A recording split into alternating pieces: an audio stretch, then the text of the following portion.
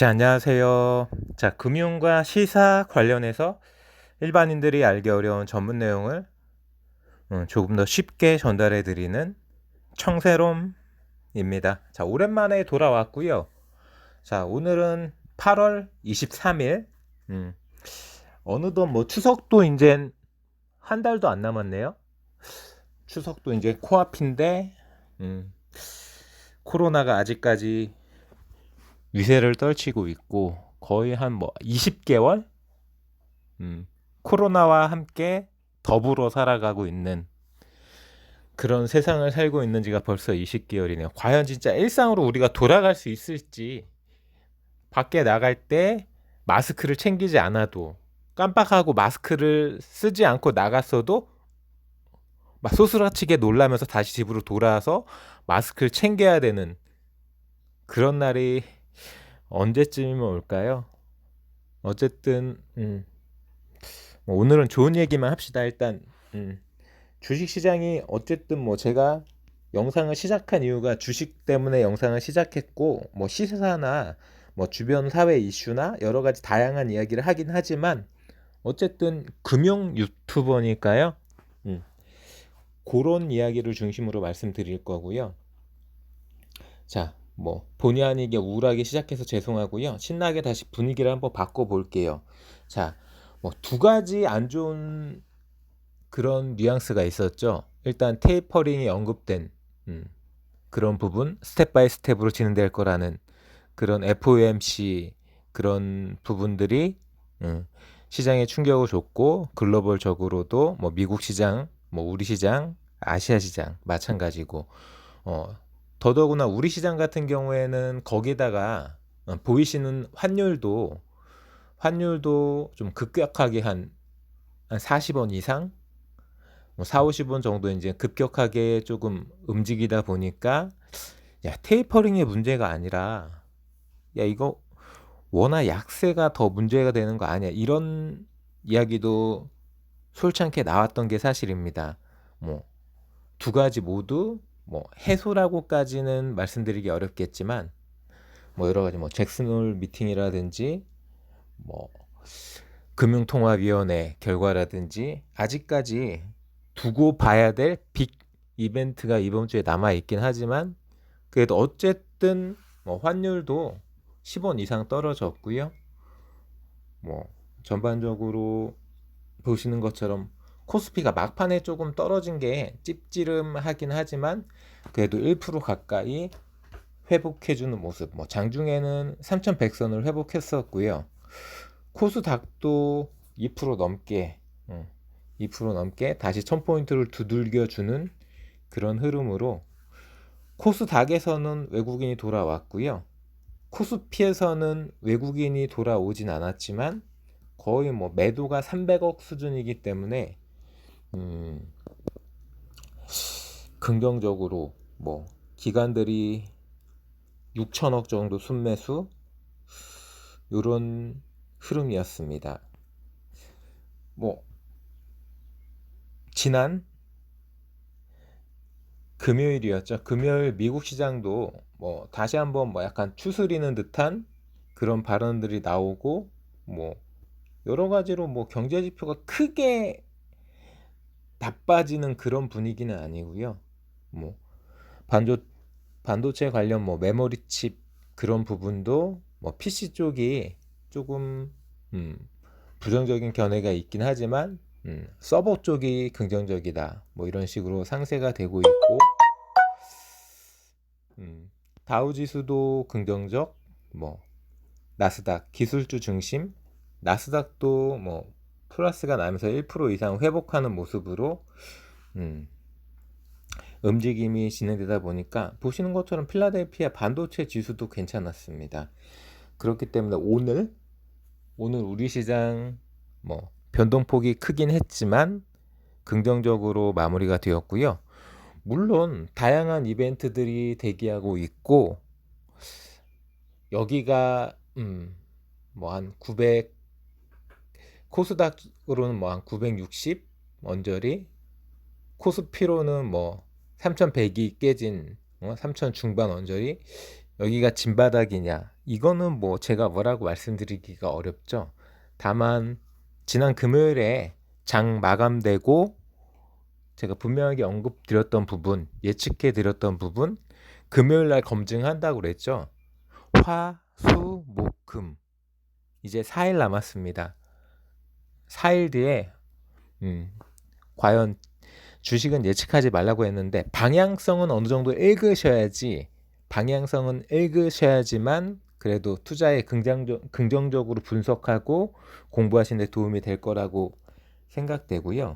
제가 간단하게 말씀드렸던 코스피 3100, 코스닥 1000포인트 오늘 다 두드리고 있는데 물론 다시 한번 또 빠졌다가 올라왔다가 여러 가지 변동성이 없을 거라고는 생각되지 않습니다. 없을 거라는 생각되지 않지만 자, 지난 영상 타이틀이 이거였잖아요. 자, 지금 당신은 현금입니까? 주식입니까? 자, 오늘 시장 좋죠? 더 안 봐도 코스피 시가총액이나 코스닥 시가총액 그 외에 속보 뉴스 증권가 금융계 기사들 보지 않아도 충분하게 긍정적인 퍼포먼스가 나왔죠. 지수상으로 차트로 보여드리면은 자, 종합지가지수 3,090포인트까지 회복한 모습이고요. 물론 장 막판에 조금 안 좋은 모습을 보였던 부분은 조금 실망스럽긴 하지만 자, 분명히 이제 3,049포인트에서 위아래로 꼬리가 달리긴 했지만 그래도 3,090포인트까지 올라준 모습. 분봉상으로는 장 막판에 떨어졌기 때문에 이게 조금 안 좋다고 생각할 수도 있겠지만 기술적으로 프로그램 매도라든지 여러 가지로 저가 베팅 하셨던 기관들이나 여러 가지 세력들이 장 막판에 저처럼 그날 포지션을 정리하는 그런 투자금들이 빠져나갔다라고 생각하면은 무조건적으로 화요일 시장이 나쁘다라고 말씀드릴 수만은 없는 부분이고요. 뭔가 또 확인하겠죠. 밤사이 유럽 시장도 확인을 할 거고 미국 시장도 확인할 거고요. 또 그동안 또 나오는 뉴스들도 확인을 하겠죠. 그런 모든 게 다 종합되어서 내일 또 시초가가 만들어지고 장중에 또 움직임이 만들어질 텐데요. 코스닥도 보시는 것처럼 장 막판에 살짝 빠진 느낌이 없잖아 있지만 코스피만큼 장 막판에 빠지진 않았고요. 964포인트에서 993포인트까지 이렇게 퍼포먼스를 보여준 하루였습니다.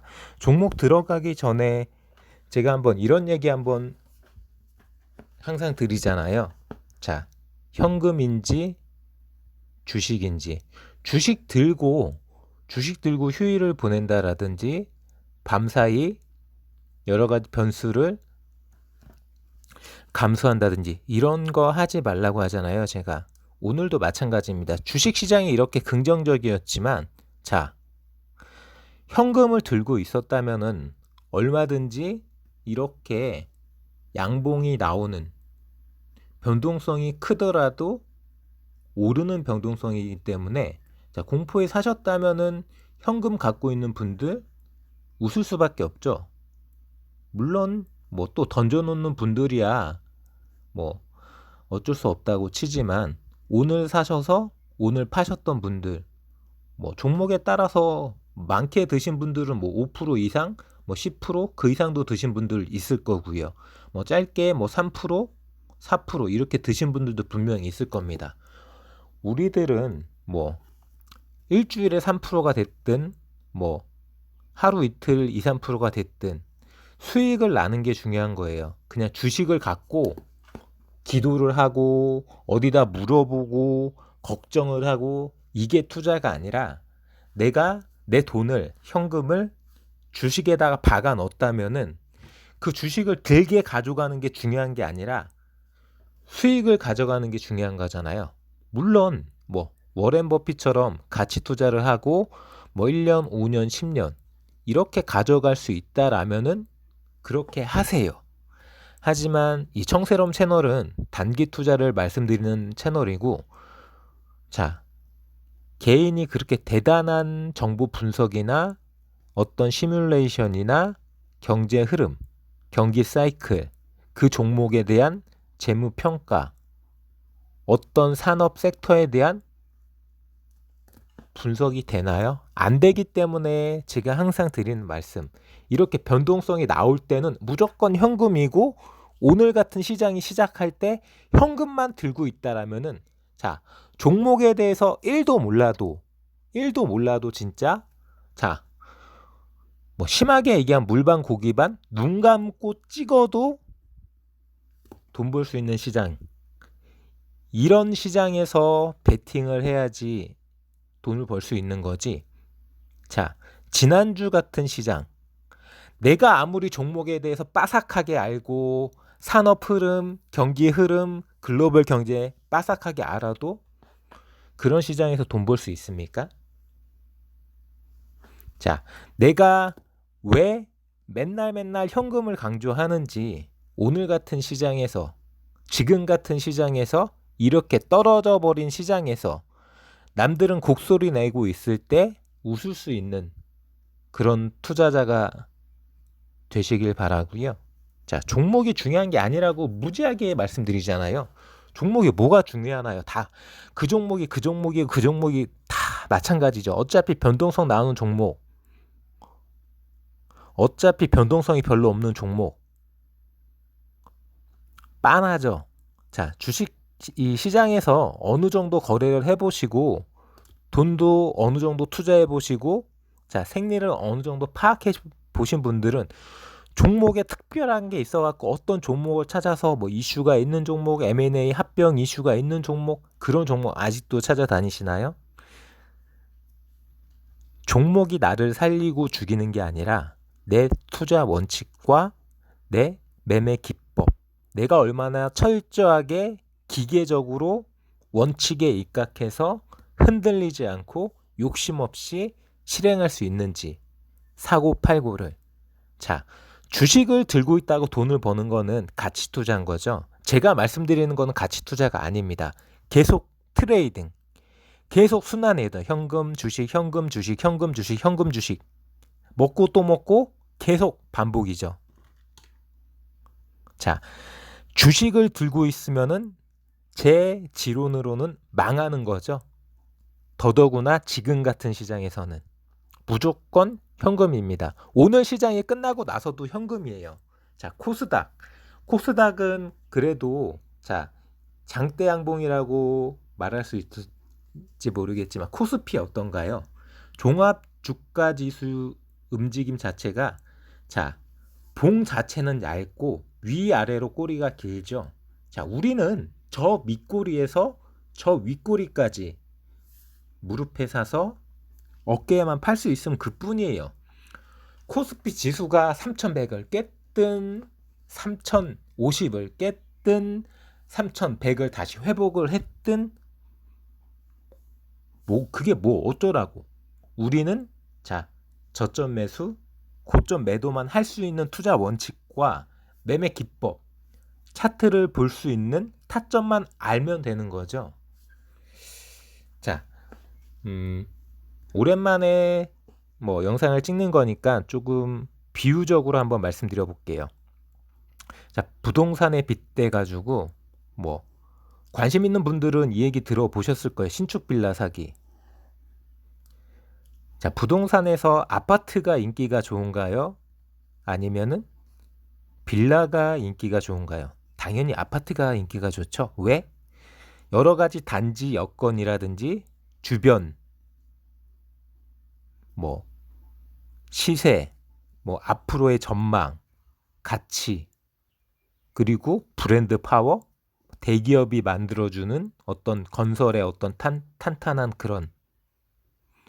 자, 빌라 같은 경우에는 중소건설사에서 만들고 뭐 단지란 개념도 없고 주변 여건도 없고 어떤 뭐 그 어떤 생활 주변이 좀 열악하죠. 주차도 그렇고 뭐 상가도 그렇고 어떤 사람들의 어떤 생각 자체도 기본적으로 아파트가 가치가 더 많이 오르고 빌라는 황금성이 떨어진다고 하잖아요. 아파트보다.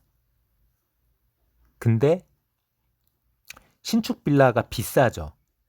왜냐하면은 최근에 새로 건축을 했고 뭐 여러 가지 깔끔하고 깨끗하게 꾸며놓고 신축 건물이잖아요. 신축. 그렇기 때문에 주변 시세보다 비싸게 받는 신축 빌라 사기 많이 들어보셨잖아요. 예를 들어서 뭐 2억 정도 주변 시세가 2억이에요. 신축 빌라가 아닌 그 동네 빌라 시세가 2억이면은 신축 빌라는 2억 5천, 3억을 때려놓고 똑같이 자 2억을 사는 사람들은 2억짜리 빌라를 사는 사람들은 초기 투자금이 1억짜리 전세를 끼고 들어갔을 때 1억이나 1억 5천짜리 전세를 끼고 들어갔을 때 5천만 원의 투자금이 필요한 거잖아요. 근데 신축도 그거하고 똑같이 3억이지만 뭐 2억 5천이나 그 이상의 전세금을 끼고 들어갈 수 있다라면은 투자할 수 있는 투자금은 똑같은 거죠. 근데 문제는 그 나중인 거죠. 자, 이렇게 비싸게 신축 빌라를 사서 나중에 신축이 아니라 전세 2년 전세를 한 2+2로 한 4년 지나서 그때 돼갖고 팔든지 새로 전세 세입자를 받으려고 하면 이게 들어와지나요? 벌써 주변 시세보다 높게 사가지고 잘못 산 매물인데 당연히 문제가 되겠죠. 이게 신축 빌라 사기예요. 지금 여러분들 주식 거래를 어떻게 하시나요? 뭐 박셀바이오가 됐든 신풍제약이 됐든 셀리버리가 됐든 아니면 그 외에 거품주가 됐든 남들이 이빠이 올려준 뭐 20만 원, 15만 원 뭐 이런 가격대들 꼭지에 꼭지 돈은 거의 못 버는데 미래에 뭘 한다더라, 신약이 나온다더라, 뭘 임상을 한다더라. 물론 어느 정도는 그거를 반영해가지고 주가에 프리미엄이 붙을 수는 있는데 정상적인 가격에서 2배, 3배, 4배, 5배도 아니라 10배, 20배 이렇게 뻥튀기 시켜가지고 20만 원, 15만 원 하는 이 가격에 덜컥 사버립니다. 이런 종목을. 그래 놓고 팔 때는 지금 박셀바이오 6만 원, 7만 원 하죠. 신풍도 6만 원, 7만 원 합니다. 다 마찬가지예요. 어떻게 팔려고 하십니까? 신축 빌라 사기하고 똑같은 거라니까요. 종목 투자도. 자, 고점에 사서 이거를 비싸게 사서 비싸게 팔 수 있으면 다행인데 못 판다고요. 신축 빌라를 주변 시세 2억인데 3억 주고 신축 건물이라고 꼬드김에 당해가지고 3억 주고 사봤자 이거 나중에 전세 세입자도 못 구해요. 2년 지나고 4년 지나서 지금 들어갈 때 이 분양 업체에서 구해준 이 전세 세입자가 나가고 나면은 전세 세입자도 못 구하는. 자, 신풍제약, 셀리버리, 박셀바이오. 자, 15만 원, 20만 원, 12만 원 하던 그 주가들 지금 6만 원, 7만 원, 8만 원 다 이러고 있죠. 다 반토막 이상 났어요. 자, 2년 전만 해도 신풍제약 10,000원도 안 했습니다. 지금 6만 원, 7만 원 하고 있는 가격도 10배 가까이 튄 거예요. 반토막 이상. 최고점에서 반의 반토막 이상 났는데도 6배, 7배가 튄 가격. 이걸 누가 사나요? 신축 빌라 비싸게 들어가 봤자 4년 뒤 전세 세입자도 못 구하는 상황과 똑같은 거예요. 신축 빌라 사기를 당하고 있는 거와 똑같은 게 고점에 말도 안 되는 뻥튀기 주식들 고점에 물려 계신 분들은 답이 안 나오는 거죠. 이런 시장에서 아무리 빠지고 싶어도 꼭 신풍제약, 박셀바이오, 셀리버리가 아니어도 비싸게 고점에 사신 분들은 빠지고 싶어도 20%, 30% 물려 있으니까 못 빠져나오는 겁니다. 2% 3%면 그냥 눈 감고 손절 치죠. 2% 3% 지금 떨어진 폭이 주가 지수가 막 7% 10%까지 가까이 떨어졌고 종목별로는 뭐 20% 30% 떨어진 종목 허다하잖아요. 종목이 문제가 아니라고요. 저가로 잡을 수 있는 종목은 세고 셌어요. 제가 지금 굳이 종목을 안 보여드리고 있는 거예요. 워낙에 그냥 그 종목들이 그냥 널리고 널렸으니까요. 그러니까 얼마든지 방향성이 아닐 때는 손절 치시면 돼요. 타점을 못 맞췄다 싶으면 나오시면 된다고요. 괜히 그걸 5%, 10% 이렇게 손절 칠 필요 없이 그냥 2%일 때, 뭐 심지어 1%일 때라도 그냥 아니다 싶으면 나오시면 됩니다. 고집 부릴 필요 없어요.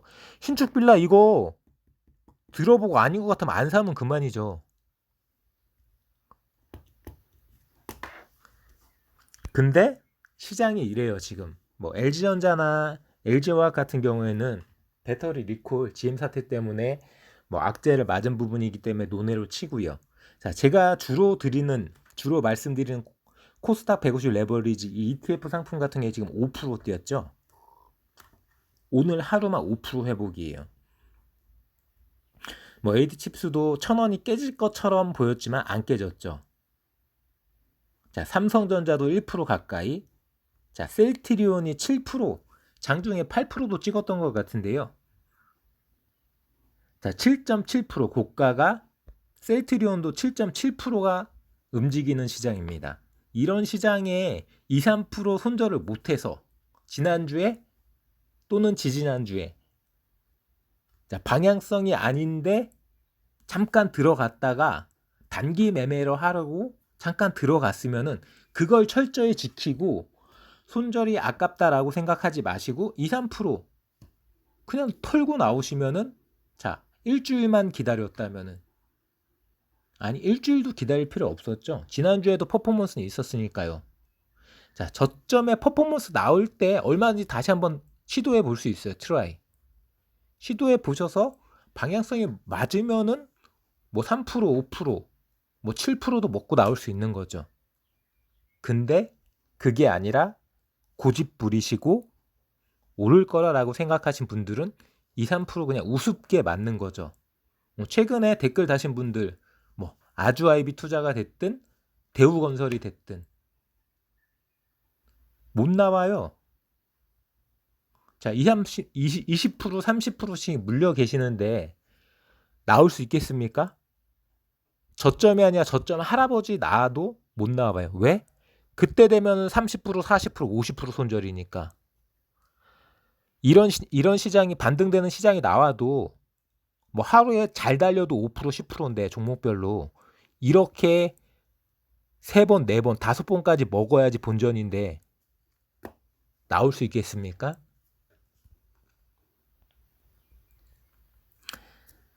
자, 박셀바이오 7만원, 신풍제약 6만원, 셀버리 7만원. 이거 다 막 12만원, 15만원, 20만원 하던 주식이죠. 자, SD 바이오 센서도 마찬가지예요. 뭐 이게 축적된 데이터가 아니기 때문에 뭐 크게 말씀드리긴 어렵지만 결국은 6만원 뚫고 7만원 다시 갈 것처럼 보여줬지만 자, 시장 무너지면서 자, 5만원도 지금 위태로워 보이죠. 자, 아주아이비 투자 다시 또 5% 갔어요. 자, 얼마든지 7,000원에 사셨어도 아니다 싶었을 때 뭐 6,900원이든 6,800원이든 그냥 나오시면 아무 문제도 없어요. 근데 고집 부리고 안 나온다는 거죠. 남들한테 물어보고 있고. 자, 7,000원에 산 아주아이비 투자가 방향성이 틀려가지고 6,500원도 깨지고 6,400원, 6,300원 이러고 있는데 이거를 손절 칠 생각을 안 하고 남들한테 물어보고 있어요. 댓글 달고 있어요. 물론 대우건설 같은 경우에는 장기적으로 볼 수 있는 부분이니까 논외로 치더라도 아주아이비 투자는 그렇게 투자하시면 안 돼요. 절대로. 자, 오늘 5%인데 3일 전에 지난주에 3일 전에도 보시면 빨간 양봉 떠 있잖아요. 자, 그때는 퍼포먼스 더 좋았죠. 10% 이상도 먹을 수 있는 자리였죠. 자, 주가가 떨어지는 게 중요한 게 아니라 떨어지기 전에 엄청난 장대 음봉을 맞기 전에 손절을 칠 수 있는 매매 원칙, 이 투자 원칙, 이거는 절대적으로 지키셔야 되세요. 이걸 왜 안 지키는지 모르겠어요. 자, 두 번째, 고점이 아니라 저점, 쌀 때 사는 거죠. 쌀 때 음봉에 보고 계시다가 그 음봉에서 바닥 찍고 올라오는 순간 거래량 보시고 분봉상 양봉 두세 개 보시고 돌파갭 확인하시고. 분봉으로 보여드릴까요? 3분봉으로 볼게요. 아주아이비 투자 오늘 3분봉입니다. 자, 어떤 자리에 들어가시려고 하시는 거예요? 단기 투자 하시는 분들 어떤 자리에 들어가셔야 되나요? 뭐 시초가에 들어가실 수도 있어요. 근데 조금 빡세겠죠. 시초가에 들어갔다 라고 생각하시면은 하나, 둘, 셋, 넷, 다, 일곱, 여덟, 아홉, 한 30분 정도 마음고생 하실 수 있어요. 자, 시초가에 한번 참았다고 칩시다. 자, 지지부진 합니다. 한 30분 정도 이건 가는 것도 아니고 안 가는 것도 아니고. 자, 그러다가 거래량 터지죠. 거래량 터지면서 장대 양봉, 시초가 갭 돌파해 버리죠. 어디에 들어가셔야 될지는 자, 명확하게 보이죠. 시초가에도 괜찮아요. 들어가셔도 시초가 얼마든지 들어가실 수 있어요. 근데 시초가에 들어가셨다가 속 끓일 것 같다. 그러면 참았다가 이때 들어가면 되는 거죠. 5,500원이 됐든 5,600원이 됐든 얼마든지 들어갈 수 있습니다. 들어가면은 쭉 즐기시고 쭉 즐기시고. 아직 안 떨어지잖아요. 안 떨어지죠? 즐기시다가 꺾이기 전에만 나오시면 돼요. 꺾이기 전에. 꺾이나요? 안 꺾이죠 아직. 꺾이기 전에는 나옵시다. 자, 꺾이죠. 서서히 꺾입니다. 나오셔야죠. 5,700원? 나오셔야죠. 오늘 종가 5,700원이니까 자, 꺾이는 거 명확하게 보이잖아요. 이제 나오셔야죠. 5,700원 위에서만 나왔으면 오늘 종가 5,700원 아쉬울 게 전혀 없는 거죠. 이게 어렵다고 생각하시는 분들은 죄송하지만 단기 투자하시면 안 돼요. 제 영상을 보실 이유가 없는 거죠. 저는 항상 이런 말씀만 드리는데 쌀 때 사서 비쌀 때 팔자. 비쌀 때 언제? 퍼포먼스가 계속 될 때는 지켜보고 있다가 자, 주말이 아닌 이상 하루 정도 오버나잇 할 수도 있죠. 안 꺾였다면. 그 다음날 팔아도 상관없어요. 근데 꺾였잖아요. 자, 5,830원까지 찍었다면은 5,700원 꺾이는 거 보면서 5,750원이든 5,730원이든 팔면 아무 문제 없는 거죠. 근데 욕심을 부린다는 거죠. 자, 들어가는 순간에도 욕심을 내려놓고 아니다 싶으면 나오셔야 되는 거고요. 오른 순간에도 욕심을 버리시고 더 안 간다 싶으면 더 가겠지. 내일도 가고 모레도 더 가겠지. 그렇게 생각하지 마시고 나오시면 돼요. 익절 하시면 돼요. 익절 손절만 잘 하시면 되세요. 내일 또 자리 안 나오면 놀면 되고요. 자리 나오면 또 들어가시면 되죠. 맨날 3% 먹을 수 있습니까? 막말로 일주일에 3%만 먹어도 한 달이면은 10% 15% 먹을 수 있는 거고요. 1년이면은 200% 먹는 거예요. 200%.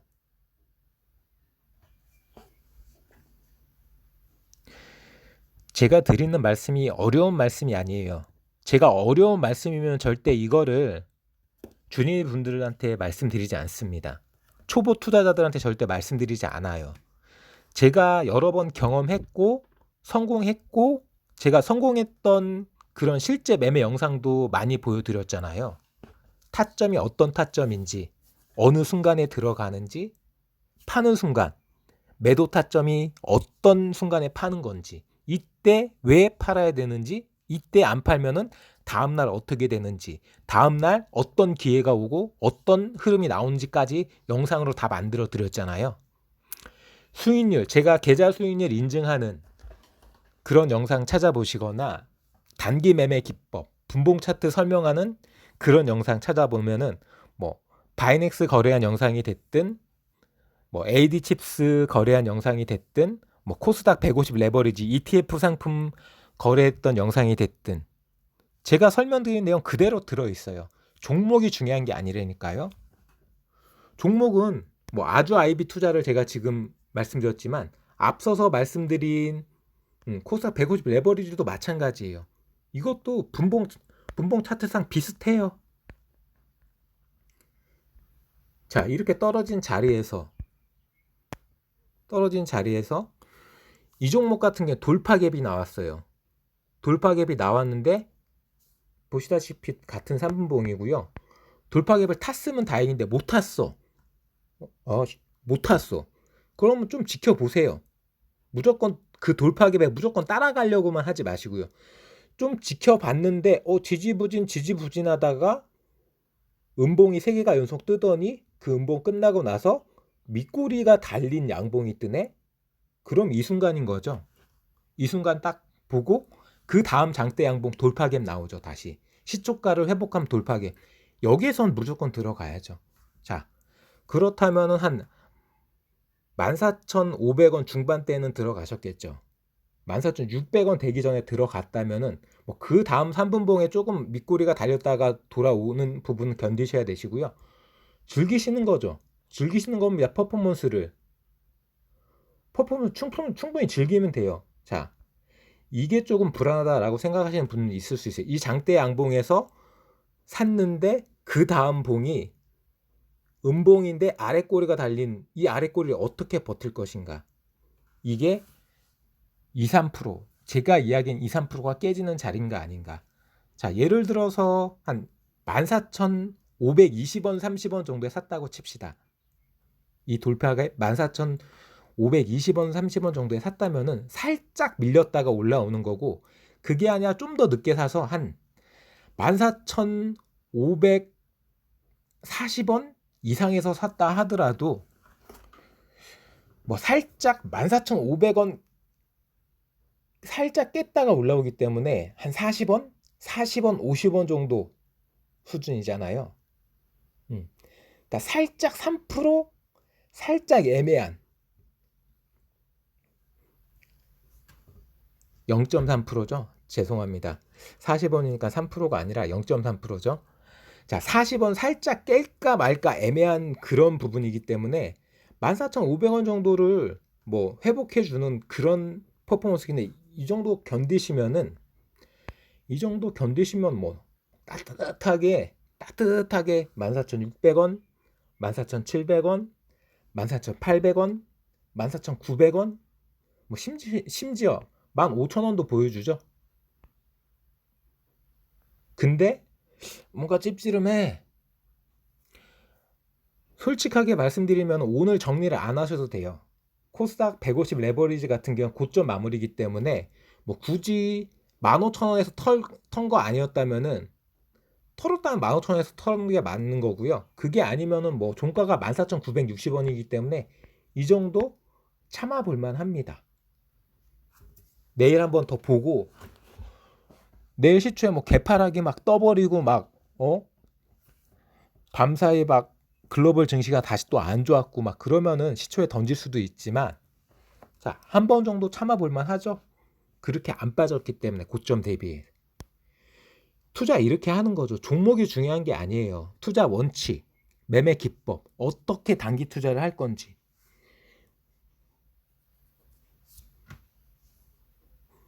뭐 대덕전자도 마찬가지고 뭐 칩스앤미디어도 마찬가지고 다 마찬가지예요. 뭐 프레스 바이오 파마도 자, 뭐 저점 찍고 오늘 뭐 3만 원까지 올라갔다 내려왔죠. 5%잖아요. 이런 종목도 얼마든지, 자, 이 갭을 이용해서 얼마든지 투자할 수 있는 거죠. 뭐 꼭 부동산만 갭을 갖고 투자하는 게 아니라 부동산은 갭 갖고 투자하는 게 뭐 전세를 끼고 이렇게 투자 수익금을 줄여가지고 갭 투자를 하는 거지만 자, 주식에서 갭을 투자하는 거는 변동폭이 나오는 종목에 이 갭을 이용하는 거죠. 변동폭이라는 이 갭을. 굳이 이 변동폭을 내가 맞을 필요 없이 이 변동폭의 저점이라고 생각하는 순간 들어가셔서 그럴 땐 당연히 공포입니다. 어쩔 수 없어요. 저가에 들어가야 되니까 눌림목이 됐든 지금과 같은 박스권 하단이 됐든 자, 이런 저점에 들어가셔서 욕심을 내려놓으시고 퍼포먼스만 즐기고 꺾이는 순간 나오는 거죠. 길게 볼 필요가 없습니다. 우리가 무슨 워렌 버핏도 아니고 뭐 대단한 장기 전망이 있다고 이거를 일주일, 열흘, 한 달, 6개월, 1년, 5년 봅니까?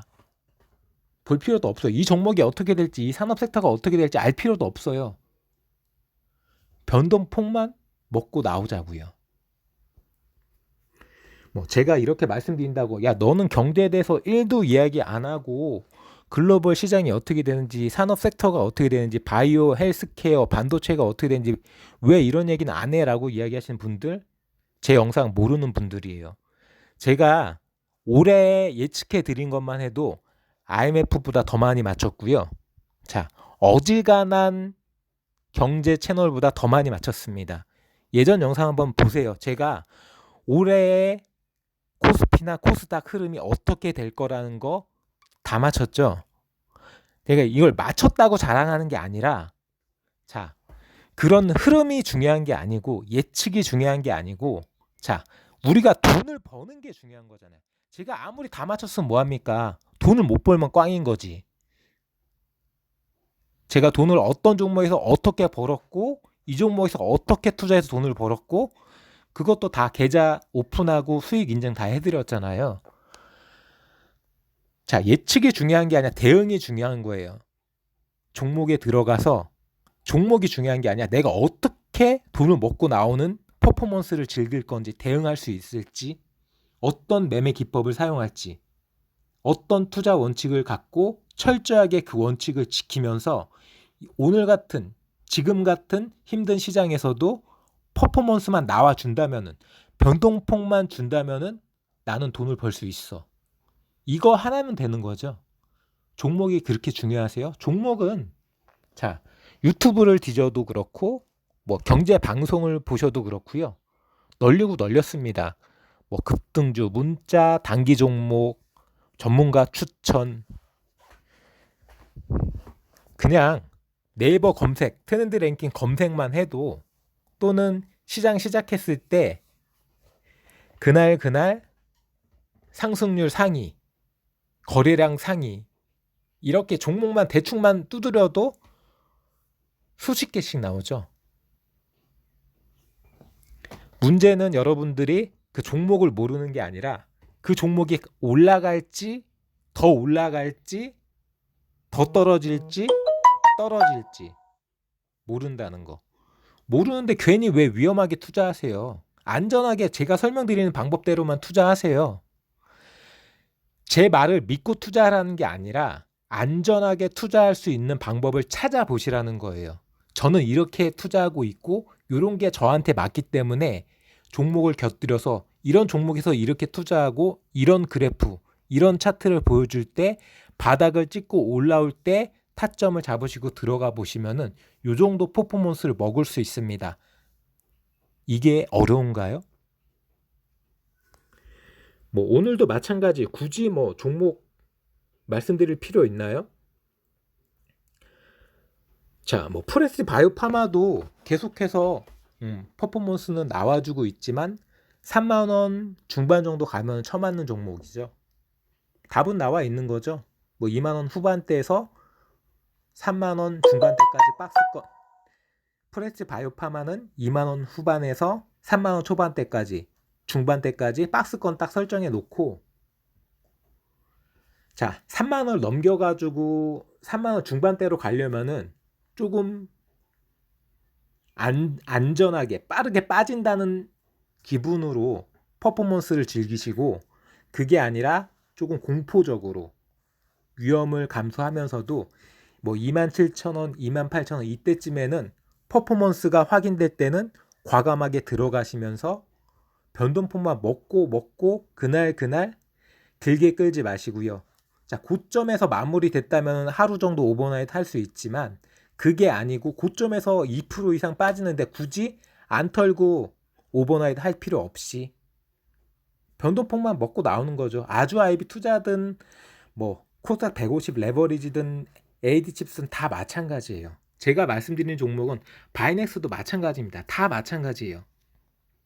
뭐 궁극적으로 이 종목이 뭐 바이넥스가 뭐 2만 원대를 회복하고 3만 원 날라가고 그렇게 보세요. 그렇게 투자하고 싶으신 분들은 한 달, 3개월, 6개월 그렇게 투자하세요. 제 영상 보지 마시고요. 저는 그날 3%든 5%든 짧게 한 달, 3개월, 6개월 누적해서 100%, 200% 먹을 테니까요. 자, 어떤 게 정말 자기 스스로한테 맞는 투자인지는 한번 생각해 보고요. 저는 이렇게 투자합니다. 뭐 알테오전이나 뭐 대우건설 같은 경우에는 단기적으로 보기 어려운 종목이기 때문에 조금 다른 관점으로 보셔야 되시고요. 그 외에 뭐 드림시큐리티도 뭐 진원생명과학도 유바이오로직스도 뭐 유바이오로직스 오늘도 퍼포먼스 뭐 오지게 좋네요. 뭐 38,000에서 4만 원대까지 뭐 그냥 어지간하게 무릎하게 사서 어지간하게 팔았어도 뭐 3%, 4%는 그냥 먹을 수 있는 자리. 그리고 또한 오늘 같은 경우에 자, 고점에서 1%도 안 밀렸어요. 그러면 내일 한 번 더 볼 수 있는 거죠. 오버나이트 한 번 더 해볼 수 있습니다. 이런 경우에는 유바이오로직스 같은 경우에 그 외에 제가 뭐 기존에 말씀드렸던 종목들 뭐 다 오르락 내리락 하는 종목이지만 뭐 그렇게 눈에 띄게 큰 퍼포먼스를 보여줬던 부분은 없었던 것 같아요. 셀트리온 헬스케어 뭐 미친 날이고요. 자, 저는 이렇게 투자를 한번 해보셨으면 좋겠어요. 너무 어렵게 힘들게 뭐 예측하고 분석하고 전망을 심각하게 하지 마시고요. 짧게만 지금 이 종목이 단기 이슈가 있는지, 그 단기 이슈가 살아있는지, 세력이 빠져나갔는지, 아직 빠져나가지 못했는지, 세력이 설거지를 끝냈는지, 아니면 아직 살아있는지, 차트나 그래프를 보시고 이런 이동평균선이나 이런 박스권을 잘 보시고 박스권의 하단이나 또는 눌림목 자리, 올랐다가 살짝 눌린 자리, 이런 자리를 잘 보시고 저점에서 음봉이 떨어진 자리에서 돌아 나오는 자리, 그런 자리를 노릴 수 있는 투자자가 돼보시길 소망합니다. 자, 뭐 오랜만에 찍어드린 주식 관련 영상인데요. 이 정도로 주식 관련 이야기는 마무리 짓고요. 또 뭐 사회적으로 여러 가지 제가 뉴스를 뽑아놓은 게 있어서 그 뉴스도 같이 한번 이야기해보는 시간 가져보도록 하겠습니다. 자, 저는 다음으로 갈 거고요. 다음에서 만납시다.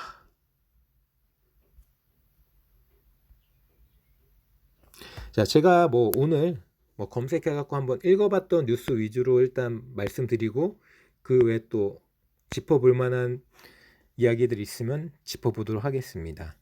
자, 일단 증시 이야기 뉴스가 있어서 그냥 갈 수 없기 때문에 요 기사 한번 볼까요? 자, 증시 하락에 반대 매매 쏟아질까 조마조마한 B2 개미들. 여러분들은 어떠시나요? 뭐 저는 제 영상 초창기부터 보신 분들은 아시겠지만 최근에는 별로 안 드렸던 것 같아요. B2에 대해서. 저는 주식 투자는 B2 해야 된다고 생각합니다. 이게 뭔 개소리야 라고 생각하시는 분들이 있을 수 있겠지만, 자, 돌려서 한번 이야기해 볼까요? 여러분들 부동산 투자가 됐든 내 집 장만이 됐든 부동산 사실 때 자기 돈으로 사세요? 아니죠. 대출 받으시죠? 자, 자동차는 어떠신가요? 자동차 살 때 나는 자동차 100% 현금 주고 사. 이런 분들이 있나요? 거의 없죠. 자, 자동차도 뭐 리스가 됐든 뭐 장기 렌트가 됐든 할부가 됐든 결국은 대출입니다. 빚이에요. 자, 부동산도 자동차도. 자, 우리나라 사람들은 뭐 대다수 뭐 특별한 사람이 아닌 이상 뭐 요트나 이런 거 갖고 있는 사람들은 거의 없을 테니까요. 뭐 요트가 됐든 회원권이 됐든. 자, 부동산도 자동차도 이렇게 대출 끼고 빚으로 사는데 주식은 왜? 비투하면 왜 안 되나요? 왜? 전문가들이 하지 말라니까요. 세롬이가 하라고 그러잖아요. 자, 최소한 세롬이 영상을 보시는 분들은 제가 왜 전문가라고 하지 않고 전문가를 까는지 한번 생각해 보시고요. 자, 전문가들은 장기 투자라고 그러잖아요. 자, 개인들이 개뿔 뭘 안다고 장기 투자를 할 수 있습니까? 분석을 제대로 합니까? 포트폴리오를 제대로 구성하나요? 아무것도 못 하는데 전문가들은 개인들한테 계란을 한 바구니에 담지 말고 분산 투자하시고 포트폴리오 짜시고 장기 투자하세요. 이게 무슨 개소리인가요? 단기 투자가 저는 맞다고 생각하고요. 자, 비투하지 말라고 합니다. 자, 내가 부동산이 됐든 자동차를 살 때도 빚으로 사는데 주식은 빚으로 사지 말래요. 아니 왜? 자, 내가 투자하는 회사 이거 자기 자본 100%로 회사 운영하는 회사 전 세계에 단 한 군데라도 있나요? 다 빚으로 대출로 비투하죠. 근데 이 회사조차도 내가 산 주식의 회사조차도 빚으로 운영하고 대출로 운영하는데 나는 비투를 하지 말래. 이게 무슨 개소리야. 자, 레버리지 효과를 만들 수만 있다면 비투가 맞는 거죠. 100원을 벌 걸 200원을 벌 수 있으니까. 문제는 레버리지 효과가 나느냐 아니면은 역 레버리지 효과를 나느냐죠. 투자해갖고 수익이 날 수 있냐 손해가 날 수 있냐 이게 문제인 거죠. 자, 앞서 말씀드렸던 개뿔도 모르면서 장기 투자하시는 분들, 앞으로 어떻게 될지도 모르면서 고집 피우고 자 꺾이는 시점에 안 파시는 분들, 그래갖고 20% 30% 쳐맞고 전문가 찾아가시고 댓글 다시고 자기 종목 가지고 남들한테 물어보시는 분들, 이런 분들은 100이면 100 비투하면은 까지는 거죠. 역 레버리지 비투하면 안 돼요. 이런 분들은 투자 자체 주식 투자 자체를 하면 안 되는 분들이에요. 자기 고집으로 투자하고 공부하지 않고 분석하지 않고 원칙 지키지 않고 욕심 부리고 그냥 망하는 망트리를 타는 분들은 대출이 아니야 대출 할아버지도 하면 안 되는 거죠. 근데 그게 아니라 철저하게 원칙에 따라 단기 매매하시고 변동폭만 먹고 나오고 들어가셔도 내가 맞는 타이밍이라고 생각하고 들어가셨어도 지지부진하거나 줄줄 흐르면은 2, 3% 안에 반드시 손절매한다는 원칙 지키시고 자 퍼포먼스가 나와서 고점을 갔다면은 그 고점에서 욕심 부리지 않고 꺾이는 순간 익절할 수 있는 매매 원칙을 지키는 이렇게 단기 매매 기법을 지키시는 분들은 비투 해야죠. 레버리지 써야죠. 100원 벌 수 있는 거 200원 벌 수 있는데 왜 대출을 안 받습니까? 자, 장기 투자를 할지 단기 투자를 할지 비투를 할지 자기 돈으로만 투자할지 생각해 보세요. 반대 매매가 들어간다. 자, 여기처럼 이 기사의 타이틀처럼 반대 매매가 들어간다는 거는 벌써 손절해야 되는 타이밍을 놓쳤다는 거죠. 그런 사람들은 비투를 안 해야 되는 게 아니라 주식 투자 자체를 안 해야 되는 거예요. 다시 배워야 되는 거죠. 투자 원칙, 매매 기법부터 처음부터 다시 차근차근 스텝 바이 스텝으로 만들고 나서 주식 투자를 해야 맞는 거고 반대 매매까지 간다는 것 자체가 말이 안 되는 거예요. 반대 매매를 갈 일이 없는 거죠. 세롬이가 이야기하는 대로 거래를 하시는 분들이라면.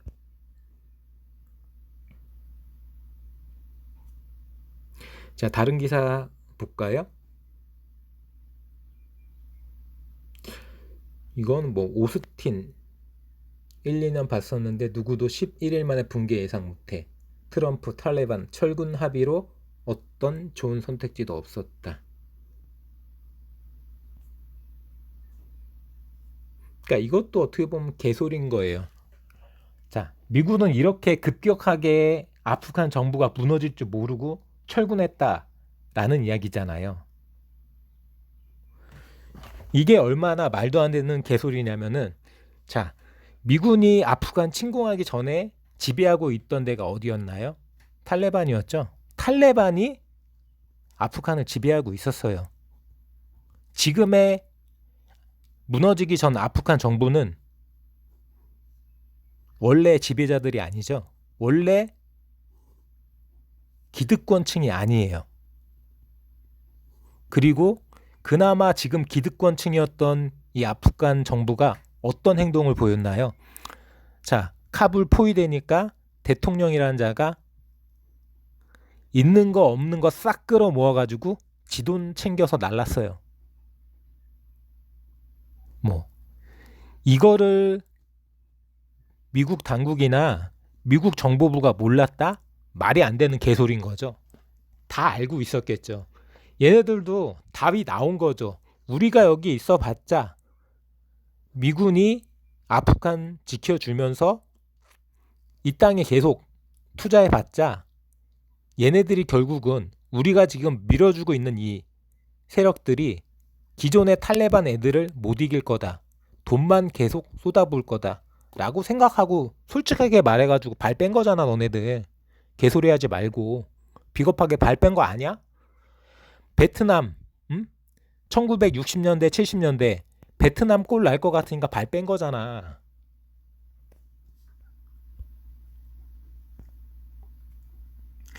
자, 미국 국방장관이 떠드는 개소리 기사를 한번 보고 왔고요.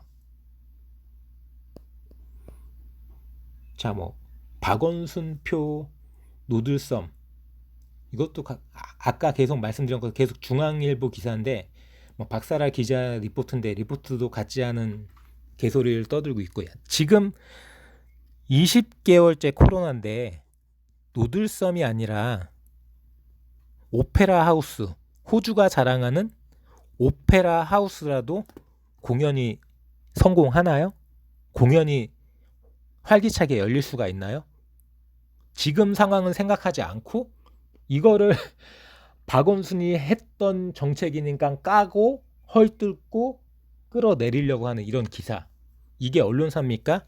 이래놓고 언론중재법 만들어 놓으니까 뭐라고 하나요? 언론재갈법이라고 떠들잖아요. 니네들이 이러니까 언론중재법이 만들어지는 거야. 이 기레기들아.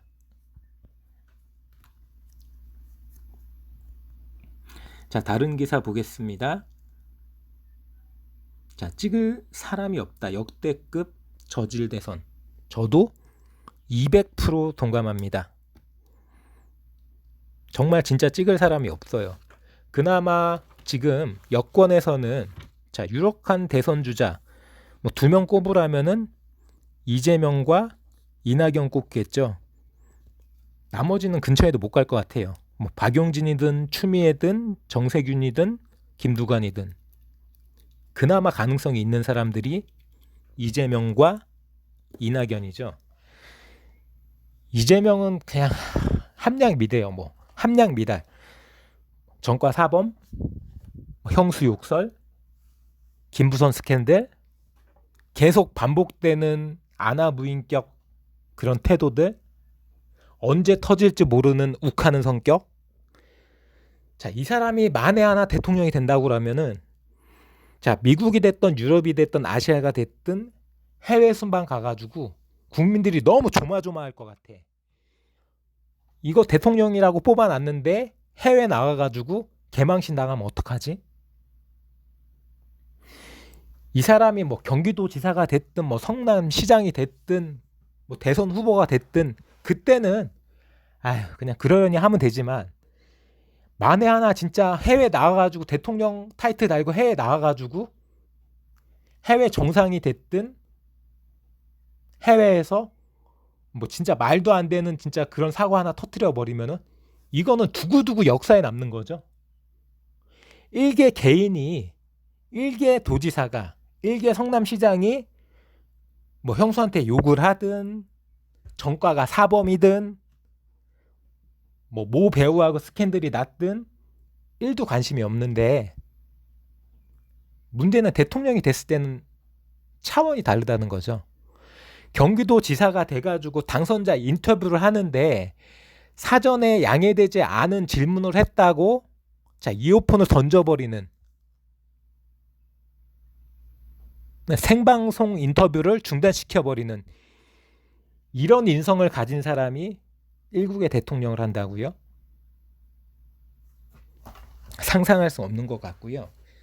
반대로 이낙연, 자, 이 정도 수준에 되는 상대를 쉽게 요리하지 못한다? 문재인이 답답하다, 고구마다라는 이야기를 많이 들었지만 이낙연은 한 차원 높은 것 같아요. 어쩔 수 없이 차선택으로 이낙연을 뽑아야 되는 거 아니냐라고 생각은 하고 있지만, 자, 정말 뽑을 사람이 없습니다. 자, 야권으로 가볼까요? 자, 야권에 가면은 뭐 윤석열 지지율 1위. 자, 뭐 굳이 말씀드리지 않겠습니다. 이 사람 장모 지금 어디 있나요? 집에 있나요? 처가에 있나요? 교도소에 있죠. 법정 구속당했습니다. 나는 무죄야. 내 공범들, 나 그 사람들이가 공범 아니야. 나 그 사람들 몰라. 나 돈 빌려준 거밖에 없어. 6년 전에 이러고 입건조차 안 됐어요. 검찰이 기소조차 안 했습니다. 근데 법정 구속당했네? 그 6년 전에 검사 누구였습니까? 이래도 윤석열이 대통령 후보입니까? 자기 마누라, 다른 거 다 차치하고 박사학위, 논문, 어처구니가 없죠? 구체적으로 얘기 안 할게요. 이런 사람이 대통령 후보라고요? 자, 그나마 급이 되는 사람들, 홍준표, 유승민, 원희룡, 이 사람들도 어처구니 없기는 마찬가지예요. 자, 루마니아가 여러 가지 뭐 진단 키트가 됐든 코로나19 관련 다른 쪽으로 부족하고 백신은 남아도니까 우리나라한테 백신을 주고 나머지 뭐 의료 물품을 받기 위해서 뭐 수합을 한 거죠. 근데 유승민이나 홍준표 뭐라고 했나요? 우리나라가 거지냐고요? 루마니아 같은 저런 나라한테 우리나라가 백신을 구걸해야 된다고요? 이거는 루마니아한테도 예의가 아니고, 자, 기본적으로 사실관계도 모르는 거죠. 자, 일국의 제1야당 대선 예비 후보란 작자들이 이러고 있는데 이게 제대로 된 대선 후보들인가요? 원희룡? 자, 당대표하고 녹취를 까라니 말라느니, 나는 그렇게 안 들었다라니, 주어가 없다느니 논쟁하고 있죠. 대선 예비 후보라는 작자가 경선 관리하는 당대표하고 논쟁하고 있어요. 당대표랑 단둘이 통화한 내용을 여기저기 떠벌리고 다녔다가 나는 그렇게 얘기한 적 없는데 라고 당대표가 이야기하니까, 아니 넌 그렇게 얘기했는데 나가 분명 들었는데, 근데 녹취록이 나왔는데 뭐 이렇게 해석될 수도 있고 저렇게 해석될 수도 있는 얘기 갖고 지 혼자 그렇게 생각한 거예요. 지 뇌피셜로. 이게 대선 예비 후보입니까?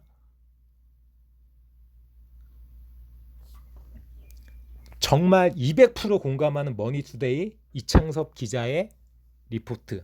찍을 사람이 없다. 역대급 저질 대선. 국민만 괴로운 거죠.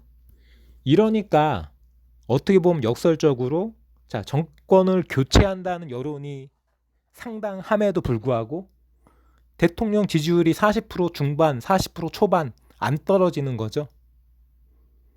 아니, 이쯤 됐으면은 대통령 지지율보다 차기 차기 대통령, 이 대통령 후보의 지지율이 더 높아갖고 레임덕이 와야지 맞는 거고, 자, 대통령 탈당해라 뭐 이런 얘기 나오고, 자, 여당이 됐든 야당이 됐든 후보 중심으로 일사불란하게 촥 움직여야 되지 맞는 거죠. 그런 모습이 1도 없죠.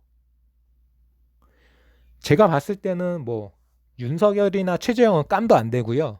그나마 깜이 되는 게 유승민, 뭐 홍준표 이 정도인데, 야당이 진짜 완벽하고 진짜 안전하게 한 3%에서 5% 정도 질 수밖에 없는 카드인 거죠.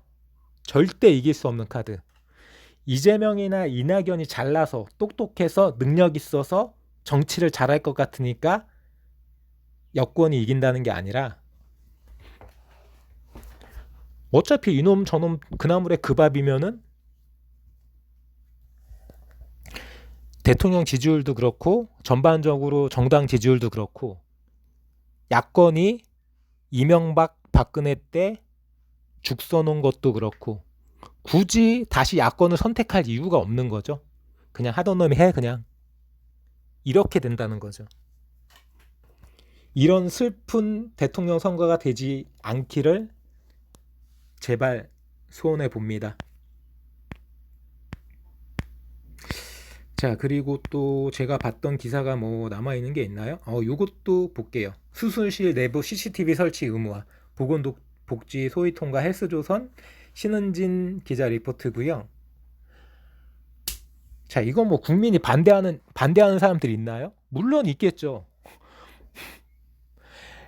애국가가 우리나라 국가로 합당하다고 생각합니까? 라고 여론조사를 해도 5% 10%는 합당하지 않습니다 라고 대답할 사람들, 그 5% 10% 플러스 이 의료기관 관련 의사 관련된 이해 당사자들 합치면 뭐 한 15%에서 20% 맥시멈, 그걸 제외한 70% 훨씬 상회하는 80% 가까운 사람들이 다 찬성하죠. 수술실 CCTV 설치. 아니, 이걸 설치 안 하는 것 자체가 말이 안 되는 거지.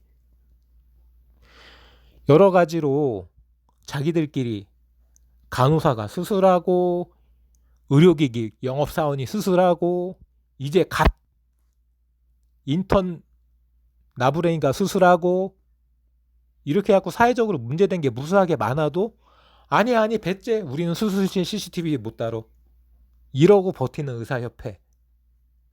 여기서 지금 반대했어요. 지금 성명 나온 것도 자기들은 반대해. 의사협회들은. 자, 특권 중에 특권이죠. 예를 들어 이런 거죠. 판사, 검사, 변호사가 재판을 하는데 방청객도 없고 참관도 못하고 자기들끼리 알아서 재판 다 끝내고 나서 재판 결과만 알려주겠다. 이런 거하고 똑같은 거 아닙니까? 수술실에서 누가 수술을 하고 뭔 일이 일어나고 어떻게 수술을 했는지 아무것도 모르고 결과만 딱 나오는 거잖아요. 그러면 그 결과에 대해서 왜 이렇게 결과가 나왔는지 의료사고가 발생된 피해자들은 어디 가서 하소연하고 어디 가서 증거를 찾나요? 이러기 때문에 수술실 CCTV는 반드시 추진돼야 맞다라고 이 연사 강력하게 주장하는 밤입니다. 자, 다음 뉴스도 볼게요.